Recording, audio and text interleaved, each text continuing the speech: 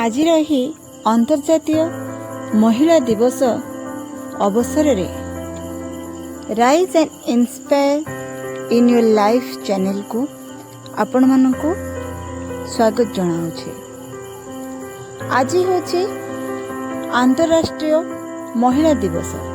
ଏହା କେବଳ କ୍ୟାଲେଣ୍ଡରରେ ଏକ ତାରିଖ ନୁହେଁ, ପ୍ରତ୍ୟେକ ଆନ୍ତରାଷ୍ଟ୍ରୀୟ ଦିବସ ଏକ ମହାନ ଉଦ୍ଦେଶ୍ୟରେ ପାଳନ କରାଯାଇଥାଏ। ସେହିପରି ମହିଳା ଦିବସ ଲିଙ୍ଗ ସମାନତାକୁ ସମ୍ମାନ ଦେବା ସହିତ ନାରୀମାନଙ୍କର ଉନ୍ନତି ପାଇଁ, ନାରୀ ଶକ୍ତିକୁ ଜାଗରଣ କରିବା ପାଇଁ ଉଦ୍ଦିଷ୍ଟ।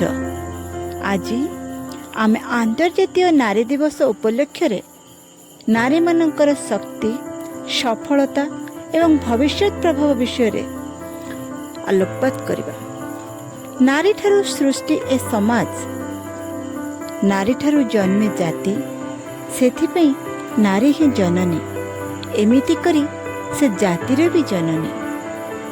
ନାରୀମାନେ କେବଳ ଘର ଭିତରେ ନିଜକୁ ଆବଦ୍ଧ ରଖି ଘର ପରିଚାଳନା କରୁଛନ୍ତି ତା ନୁହେଁ, ସେମାନେ ଘର ପରିଚାଳନା ସହିତ ବାହାରେ ମଧ୍ୟ ନିଜକୁ ଏକ୍ସପୋଜ କରିପାରୁଛନ୍ତି। ଜଣେ ଜଣେ ଦକ୍ଷ ଟିଚର, ଡକ୍ଟର, ପାଇଲଟ, ପଲିଟିସିଆନ ହିସାବରେ ସେମାନଙ୍କ ଅବଦାନ ଛୋଟ ନୁହେଁ, ସମଗ୍ର ବିଶ୍ୱକୁ ପରିବର୍ତ୍ତନ କରିବା ଶକ୍ତି ରଖନ୍ତି। ନାରୀ ଏକ ଉନ୍ନତ ସମାଜର ମୂଳ ଆଧାର। ଏକ ଶକ୍ତିଶାଳୀ ନାରୀ ସମଗ୍ର ପରିବାର ଏବଂ ଜାତିକୁ ଉନ୍ନତି ଦିଗରେ ଆଗେଇ ନେଇଯାଏ। ମା ଭାରତୀର ଇତିହାସ ଦେଖିଲେ ଆମେ ଜାଣିବା ଯେ ଝାନ୍ସୀ ରାଣୀ ଲକ୍ଷ୍ମୀବାଇ, କସ୍ତୁରବା ଗାନ୍ଧୀ, ମା ସରଳା ଦେବୀ, କଳ୍ପନା ଚାୱଲା ଏବଂ ଆହୁରି ଅନେକ ନାରୀ ନିଜ ସଂଘର୍ଷ ଦ୍ୱାରା ସମାଜରେ ଏକ ନୂତନ ମାନଦଣ୍ଡ ସୃଷ୍ଟି କରିଛନ୍ତି। ନାରୀମାନେ ମଧ୍ୟ ନିଜର ସାମର୍ଥ୍ୟକୁ ବୁଝିବା ଉଚିତ। ଆପଣ ଶକ୍ତିଶାଳୀ, ଦୃଢ଼ ଏବଂ ଅପରିମିତ କ୍ଷମତା ରଖନ୍ତି। There is no force more powerful than a woman determined to rise. ନାରୀମାନେ ମଧ୍ୟ ନିଜର ସାମର୍ଥ୍ୟକୁ ବୁଝିବା ଉଚିତ। ସମାଜ ଅପେକ୍ଷା କରୁଛି, ହେ ମହିଷୀ ମହିଳାମାନେ ଆଗେଇ ଆସ, ନିଜର ଅଧିକାର ଗ୍ରହଣ କର, ଏକ ଅଭିନବ ସମାଜ ଗଠନ କରିବାର ମୁଖ୍ୟ ଭୂମିକା ଗ୍ରହଣ କର। ଏସବୁ ସମ୍ଭବ ସେମାନଙ୍କୁ ସମାନତା ଅଧିକାର ଦେବା ସହ ଶିକ୍ଷିତ କରିବା ଏବଂ ସୁଦୃଢ଼ କରିବା।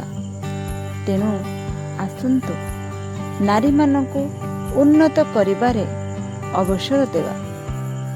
ଆଜିର ଏହି ଦିବସରେ କେବଳ ଉତ୍ସବ କରିବା ନାହିଁ, ବରଂ ଏହି ମର୍ମେ ମର୍ମେ ଆମେ ବୁଝିବା ନାରୀମାନଙ୍କର ଆବଶ୍ୟକତା, ଆମ ସମାଜ ପ୍ରତି ଥିବା ସେମାନଙ୍କର କର୍ତ୍ତବ୍ୟ ଏବଂ ଅବଦାନ। ଆମେମାନେ ସେମାନଙ୍କୁ କେବଳ ଶିକ୍ଷିତ କରିବା ତା ନୁହେଁ, ସେମାନେ କିଭଳି ନିଜ ଗୋଡ଼ରେ ନିଜେ ଠିଆ ହୋଇପାରିବେ, କିଭଳି ଭାବରେ ସେମାନେ ସ୍ୱାଧୀନ ଭାବରେ ସବୁ ଦୃଷ୍ଟିରୁ ସକ୍ଷମ ହୋଇପାରିବେ, ସେ ଦିଗରେ ମଧ୍ୟ ପଦକ୍ଷେପ ନେବା ଏବଂ ଯେଉଁ ୱୁମେନ୍ ଏମ୍ପାୱାରମେଣ୍ଟର କଥା କୁହାଯାଉଛି ତାହାକୁ ମଧ୍ୟ ସଫଳ କରିବା। ତେବେ ଯାଇ ଆମ ଦେଶ ଉନ୍ନତି କରିବ, ଆମ ରାଷ୍ଟ୍ର ଉନ୍ନତି କରିବ, ଆମେ ନିଜେ ମଧ୍ୟ ଉନ୍ନତ ହେବା। ପରିବାରରେ ଗୋଟେ ପୁରୁଷ ସେତେବେଳେ ହିଁ ଉନ୍ନତିର ରାସ୍ତାରେ ଯାଇଥାଏ ଯେତେବେଳେ ନାରୀ ଉନ୍ନତ ଥାଏ। ନାରୀ ଆମ ପାଖରେ ବିଭିନ୍ନ ରୂପରେ ଅବତୀର୍ଣ୍ଣ। କେତେବେଳେ ସେ ମା ପରି ଆପଣାର ହୋଇ ସେବା କରିଥାଏ, ତ କେତେବେଳେ ସେ ଭଉଣୀ ପରି ଆମକୁ ସ୍ନେହ ଦେଇଥାଏ ଏବଂ କେତେବେଳେ ଜାୟା ରୂପରେ ଆମକୁ ସବୁ ବିପଦରୁ ଉଦ୍ଧାର କରିଥାଏ। ତେବେ ଆସନ୍ତୁ ନାରୀକୁ ସମ୍ମାନ ଦେବା ଏବଂ ଏହି ଆନ୍ତର୍ଜାତୀୟ ଦିବସକୁ ସଫଳ ଭାବରେ ପାଳନ କରିବା। ଧନ୍ୟବାଦ।